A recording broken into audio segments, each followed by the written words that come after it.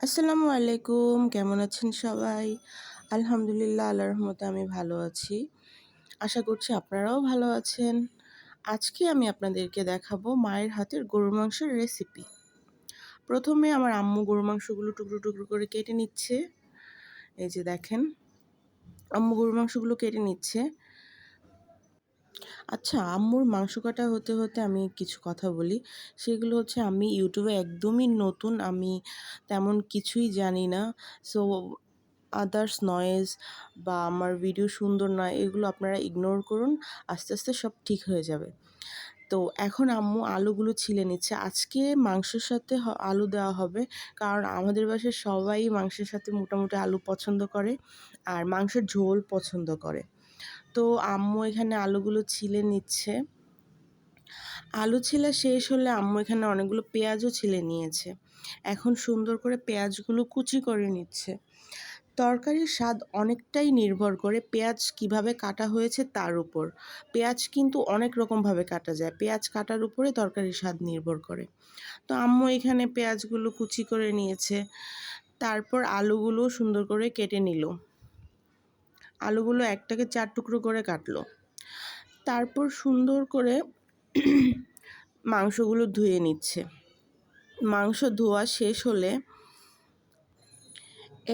মাংসগুলো ধোয়া হলে মাংসগুলো একটি পাত্রের মধ্যে তুলে রাখা হচ্ছে। একপাশে মশলাগুলো সুন্দরভাবে সাজিয়ে রেখেছে। লবণ, মরিচের গুঁড়া, হলুদের গুঁড়া, ধনিয়া গুঁড়া, গরম মশলার গুঁড়া, এলাচি ও দারচিনি। এই পাশে রয়েছে আদা বাটা, রসুন বাটা, তেজপাতা। তারপর মাংসের মধ্যে একে একে সবগুলো মশলা দিয়ে সুন্দরভাবে মেখে নিতে হবে। আম্মু সেই কাজটাই করছে আর আমি এই পাশ থেকে দেখছি। তো আপনারা এখানে 1 কেজির মতো মাংস আছে। মাংস বাড়িয়ে দিলে অবশ্যই মশলার পরিমাণটা একটু বাড়িয়ে দিবেন। তো আম্মু এখানে ভালো করে মাংসটা মাখিয়ে নিচ্ছে, যেন সব কিছুর ভিতরে ভালো করে মশলাটা ঢুকে। তো মাংস মাখা শেষ হলে এখানে আম্মু 20 মিনিটের জন্য ম্যারিনেশনের জন্য রেখে দিবে। তারপর চুলা অন করে নিতে হবে। একটি পাত্রের মধ্যে পরিমাপ মতো তেল দিয়ে তেজপাতা দিয়ে একটু অপেক্ষা করতে হবে কয়েক সেকেন্ডের জন্য। তারপর পেঁয়াজ কুচিগুলো দিয়ে দিতে হবে। সুন্দর করে পেঁয়াজ কুচিগুলো নেড়ে চেড়ে নিতে হবে। পেঁয়াজগুলো একটু লালচে ভাব হয়ে আসলে, এই যে দেখেন এরকম একটু লালচে ভাব হয়ে আসলে এর মধ্যে দিতে হবে মাংসগুলো। 20 মিনিট আগে যে মাংসগুলো ম্যারিনেশন করে রাখা হয়েছে সেই মাংসগুলো দিয়ে দিতে হবে। এখন মাংসগুলোকে ভালো করে নেড়ে চেড়ে নিবে। মাংসগুলো কিছুক্ষণ ভাজার পর ঢেকে রাখতে হবে। তো ততক্ষণে আমি আপনাদের সাথে আরও একটু কথা বলি।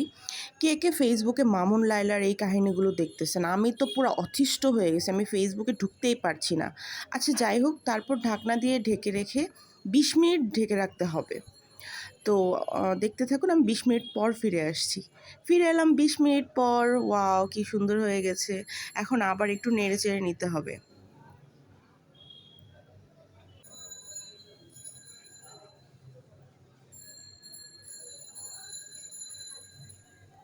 কিছুক্ষণ নেড়েচেড়ে নেওয়ার পর আবার ঢাকনা দিয়ে ঢেকে রাখতে হবে কিছুক্ষণ। তারপর আবার ঢাকনা উঠিয়ে আবার কিছুক্ষণ একটু নেড়েচেড়ে দিতে হবে। বারবার নেড়ে দিতে হবে, কেননা নিচে লেগে যাওয়ার একটা সম্ভাবনা থাকে। বারবার এই জন্যই নেড়ে দিতে হবে। তারপর যখন মাংস কষানো হয়ে যাবে, অন্য আরেক পাশে আরেকটা প্যানের মধ্যে একটু তেল দিয়ে আলুগুলো ভেজে নিতে হবে। আলু অবশ্যই কাটার পর ধুয়ে নেবেন, আর না হয় তেলে দেওয়ার পর তা কড়াইয়ের সাথে লেগে যাবে। তো তেল গরম হওয়ার পর আলুগুলো দিয়ে দিতে হবে। তার মধ্যে একটু লবণ আর একটু হলুদের গুঁড়ো দিয়ে দিবেন, আমি সেটা দেখাতে ভুলে গিয়েছি।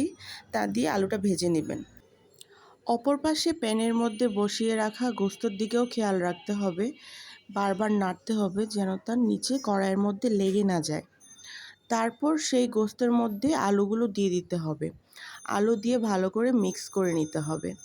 এখন কিন্তু পানি দিলে হবে না, পানি আরও পরে দিতে হবে। এখনও আরও 20 মিনিটের মতো কষাতে হবে। তো আলু আর গরুর মাংসগুলো ভালো করে মিক্স করে নিয়ে আবার ঢেকে 20 মিনিটের মতো রাখতে হবে। 20 মিনিট পর ফিরে এলাম। 20 মিনিট পর ঢাকনা উঠিয়ে আবার কিছুক্ষণ সুন্দর করে নেড়েচেড়ে দিয়ে পানি দিয়ে দিতে হবে। দেখেন কত সুন্দর কালার এসছে, আমার তো এই কষানো মাংসটাই খেতে ইচ্ছে করছে। যাই হোক, একটু পানি দিয়ে আবার ঢেকে রাখতে হবে। তো কিছুক্ষণ পরে ঢাকনা উঠিয়ে এখানে একটু গরম মশলার গুঁড়া আর একটু জিরার গুঁড়া মিক্স করে দিয়ে দিবেন, তাতে মাংসর থেকে খুব সুন্দর একটা ঘ্রাণ আসবে।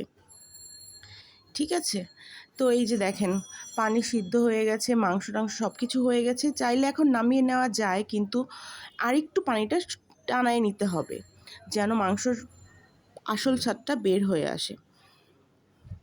তারপর আমার কাছে মনে হয়েছে একটু ঝাল কম হয়েছে, তাই আমি আরেকটু মরিচের গুঁড়ো দিয়ে দিলাম।